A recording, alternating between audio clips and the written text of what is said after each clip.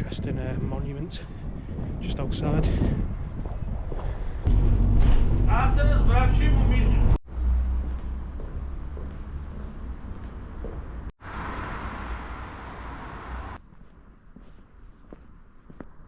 believe the old town's like the quiet part because a lot of it's like museums now. Maybe a couple of places where people live, but just down the hill is the like busy area, Kapana. Go from like the peacefulness just down the hill to like the main road. I believe the Kapana district is just over this main road here. So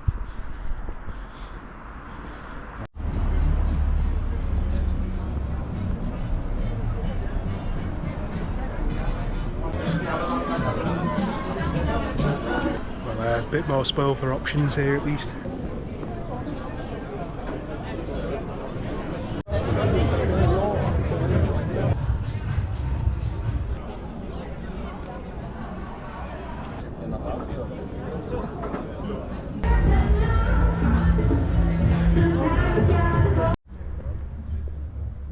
Seems to be concentrated on those set of side streets.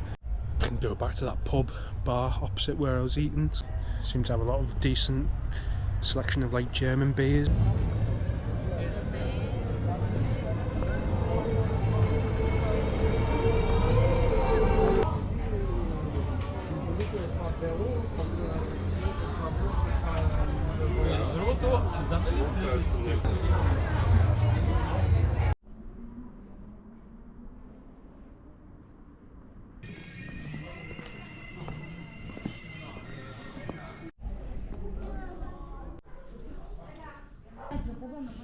A lot of windows. Don't know if they had window tax in those times, but lovely sort of buildings though, almost like arts and crafts style with the sort of floral designs. It's even called the Street of Crafts apparently. Ulica Zanayatitya. City of Plovdiv, as it's called nowadays, but it's had different names over the time. It's thought by many to be the oldest continuously inhabited city in Europe, so pretty old. I think the main sort of city stretches back to 4000 BC, but there's evidence obviously of settlements prior to that. I believe the Celtic tribes were the original ones back 6000 years BC. The oldest part of the settlement's up on a hill nearby from where I was walking up towards yesterday by accident, locked off now though, Nebet Tepe, the original part where they inhabited on top of the hill. Says it's built in 1848, one of the best examples of Bulgarian revival architectural style. So see like the nationalistic sort of motifs on the front of the building, and no doubt inside, but I've just realised it's Sunday, so probably most of the museums aren't open today, or probably not even tomorrow, so let's see how we go though. But it might be a bit out of luck, but either way I'll walk around taking the what sights I can. See how it's typical of them to be built high up on like a stone base, like wooden upper floors or real windows. Some mad-ass cats there. More crafts, old craft shops. Try not to smack my head on this. A bit low this window.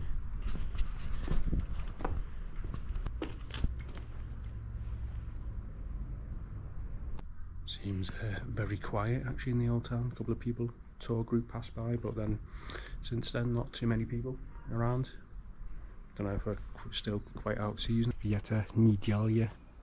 No, I'm Russian. Nedelya means week, but it's obviously patron saint on the sort of area. 1905 on there. I think it was reconstructed in the 1830s.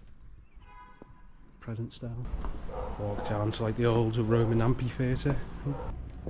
As I guess some of these houses probably altered somewhat, even slightly during the communist times, and then restored back to the original appearances maybe. That's just my guess, to be honest.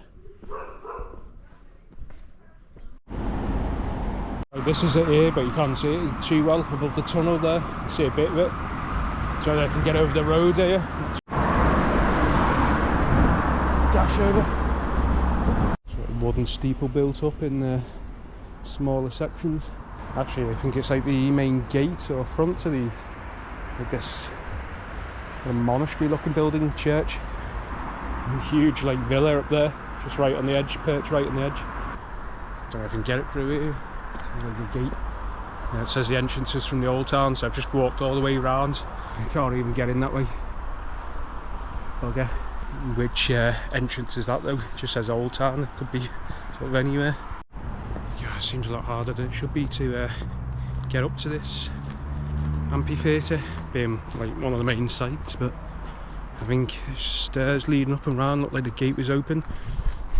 Go up here, I think it should hopefully take me up there. Maybe not. Tunnel going through the whole tunnel.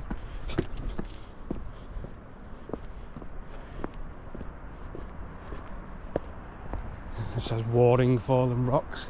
It just seems to be taking me to some like late night hangout spot.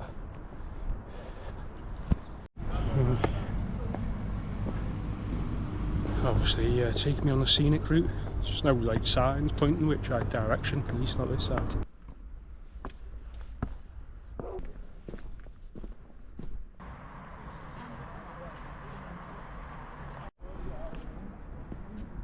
I think someone's been tap dancing too hard down here on the stage. Roman Amphitheater of Philippopolis. Philippopolis was the old name for Plovdiv province. It was only rediscovered after being buried over centuries, millennia rather. Rediscovered after a mudslide in 1970. Only the Byzantine Greek inscriptions here indicate Hellenization rather than Romanization.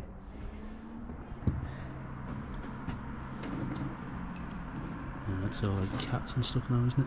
I haven't seen any so far. I don't know where to look exactly, but apparently there's inscriptions in some of the seats to indicate municipality, indicating where certain officials, certain citizens would sit in the amphitheatre.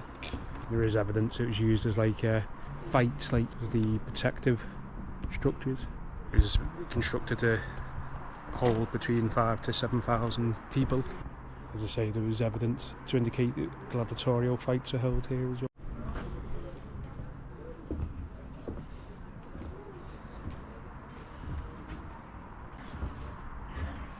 Above the busy tunnel nowadays.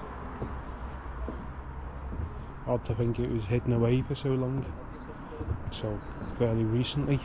Still holds performances nowadays. Don't know how I missed it. You can see the inscriptions detailing the municipal districts, I think. Delineating where people are to sit. You can see them quite clearly actually, all along here. Drinks holder for the Romans to put the beer.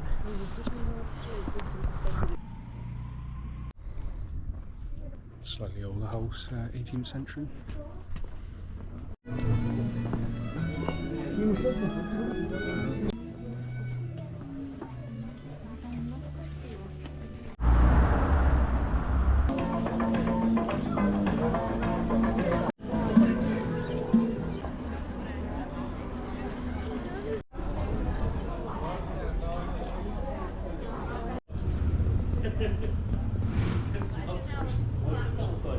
A smaller amphitheatre assimilated into like the modern city.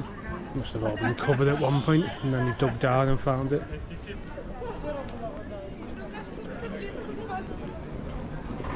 So there's more upmarket this end. Yeah, I thought first last night it seems a bit small for Bulgaria's second largest city, but it goes on quite a way this street. Stands right down.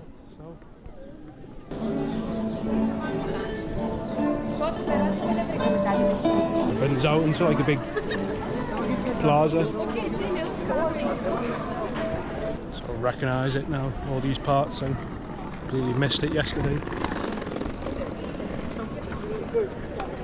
Nice central square. And that's the Alyosha Monument up there. I was going to go and check that out. Maybe not today, but tomorrow morning possibly, before I leave. Probably be dark by the time I get up there. Nice juxtaposition with the old columns against the communist post office.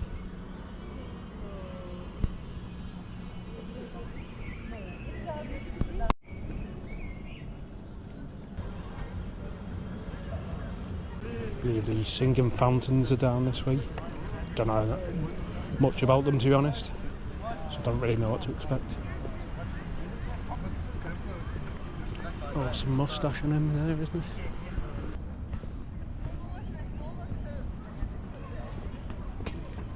Doesn't look like there's much singing going on at the moment though. It's only be in the summer, warmer months. Looks like it'd probably be quite good though when it's actually operational. A bit copyrighted now with the music.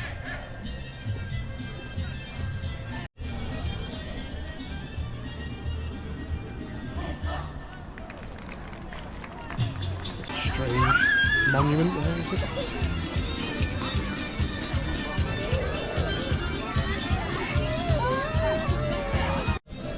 Sounds almost Irish, that.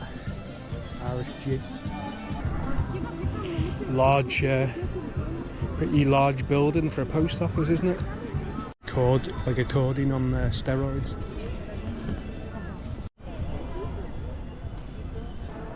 Plovdiv, Leningrad. I don't know why it says Leningrad. Maybe twinned in some way or something back in the time. Check out if this rock bar's open, if it's any good, if so.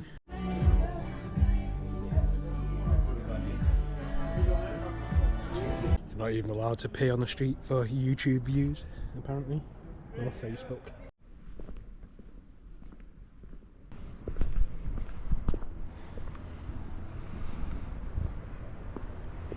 This is the time to come to the old town part. No other tourists around or big tour groups. I'm the only one here at the moment.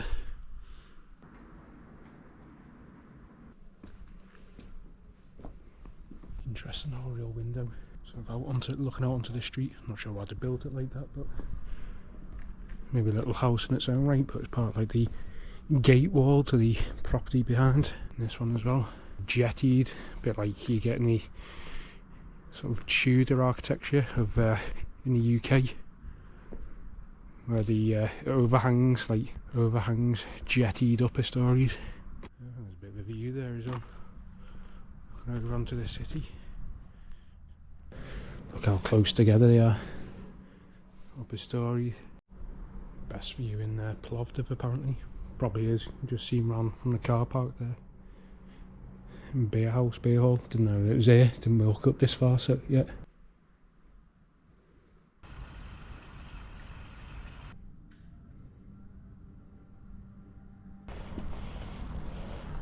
Try and pay a quick visit, quick detour to the Alyosha Monument if I can, before on my way to the bus station. Just catch me breath a moment.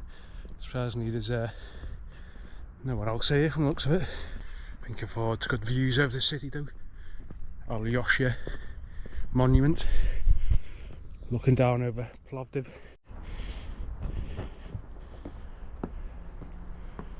It's erected in 1957.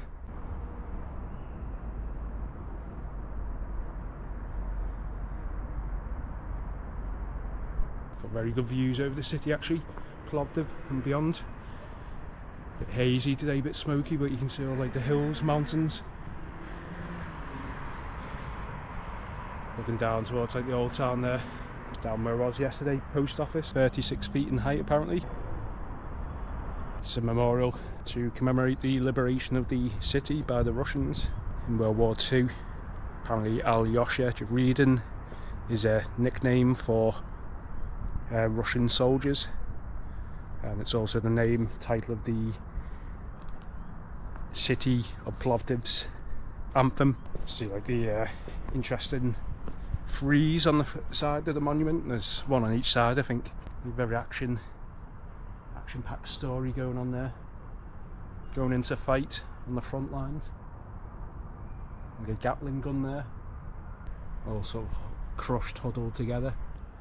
Don't know if it's based on any particular person, a real life person figure, or if it's more of like a figurative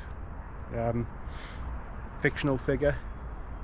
like a representation. I think it's probably the latter, as to it alluding to an actual real life historical figure. Look, he's got riflings on there from the looks of it. Got the red star. Apparently, don't know how true it is, but apparently City almost allowed it to be turned into a big large Coca-Cola bottle.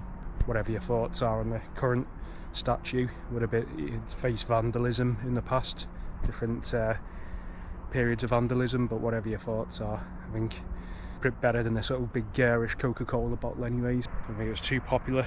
Idea would have been a bit ironic really, I think. Stretches right out here, never got to see that. Large boulevards, something at the end, I guess sort of almost looks like a mausoleum.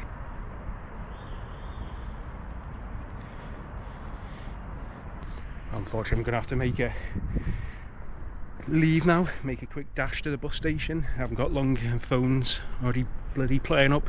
Got my ticket on there, so can't take any chances. Would have been nice to spend a bit longer, maybe come at night when it's all lit up, but it does look like quite a nice area though, like a little park. Not been trashed or anything. Sombre, humble park. God, I knew that would happen.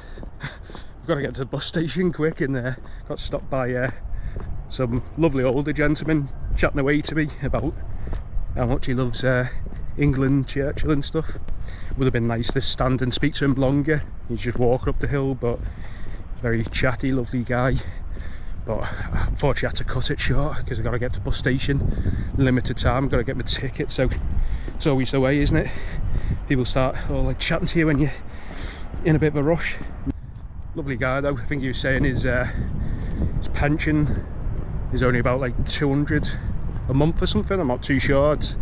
I couldn't quite work out because he said he only speaks Bulgarian, German, French, so neither my French or German are up to scratch. So the older people are always lovely to chat to, very open, tell you all about like the family and everything. Felt bad having to cut it short, but he seemed to understand. Take me about 20 minutes I think to walk there, unfortunately. Bit of a rush now. Central train station looks quite nice over there, but as usual the bus stations aren't much to write home about. Platform 2. Check out the building on the other side. Destroyed that. Nice and easy to get the ticket that time, so in and out quick. A bit easier than in Sofia, trying to navigate the bus station.